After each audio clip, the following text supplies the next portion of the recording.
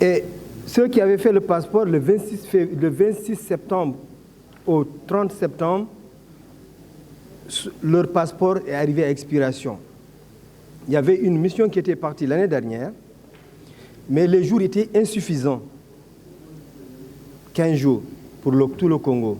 Ils ont fait 600 passeports, ce n'est pas petit, mais nous voudrions que la valise qui est à Pointe-Noire puisse trouver un agent qui puisse aller à Brazzaville, à Dolisie, aller à Douala, à Yaoundé et descendre de l'autre côté à Luanda pour établir le passeport au Sénégalais. Parce qu'il est très difficile. Après le Gabon, le poste le plus proche, c'est Abidjan. Alors que le billet Congo-Dakar est moins cher que Congo-Brazzaville. Congo-Abidjan, excusez-moi. Malgré que l'avion fait escale là-bas. Donc, si on peut nous donner un agent à Pointe-Noire, où régulièrement que celui qui est installé au Gabon puisse faire le tour de la région, nous couvrons 9 pays en Afrique centrale. Et il n'y a qu'un seul, alors que ça fait 7 millions de kilomètres carrés. Le deuxième point, Monsieur le ministre, c'est au niveau des postes frontaliers. Dieu merci, le président Macky Sall a désenclavé l'île à Morphil.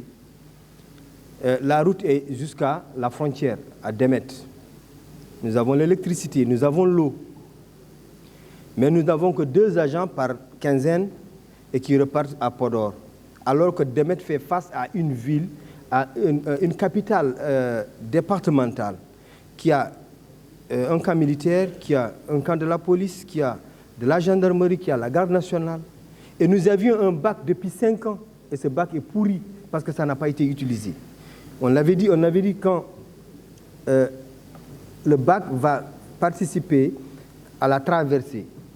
Et du moment qu'on est en train de penser à construire le pont de Rosso, il est utile que de Rosso à Matam qu'il y ait au moins 2 points de traversée pour faciliter. Parce que dès qu'on a désenclavé l'île à Morphil, de Matam à l'île à Morphil, ça sera plus facile. Pour les camions qui quittent le Mali et traversant allant en Mauritanie, au lieu d'aller jusqu'à Rosso, peuvent directement passer par Kaskas ou Djoudé Diabé et aller à Demet et traverser la frontière. Monsieur le ministre, au niveau de l'île à Morphil aussi, du département de Podor, il n'y a qu'un camp de sapeurs-pompiers à Podor. Alors que nous savons que de Podor à Matam, pratiquement il n'y a pas de camp de sapeurs-pompiers. Il est préférable, il est souhaitable de mettre une caserne de sapeurs-pompiers, soit à Ndjoum, soit à Pété, voir la distance entre Matam et Podor, le lieu favorable pour installer une caserne de sapeurs-pompiers. Parce que n'oublions pas que pendant l'hivernage, souvent l'île à Morphil ou le Danemayo, il y a souvent des chavirements de pirogues. Et souvent il y a des incendies, c'est les populations avec leur seau d'eau qui arrivent à éteindre ce feu. Je me pose souvent une question. Il y a des ONG qui ont des récépissés au Sénégal, où à la radio, à la télévision, on ne voit qu'une personne qui défend une ONG. Je vous remercie, Madame la Présidente.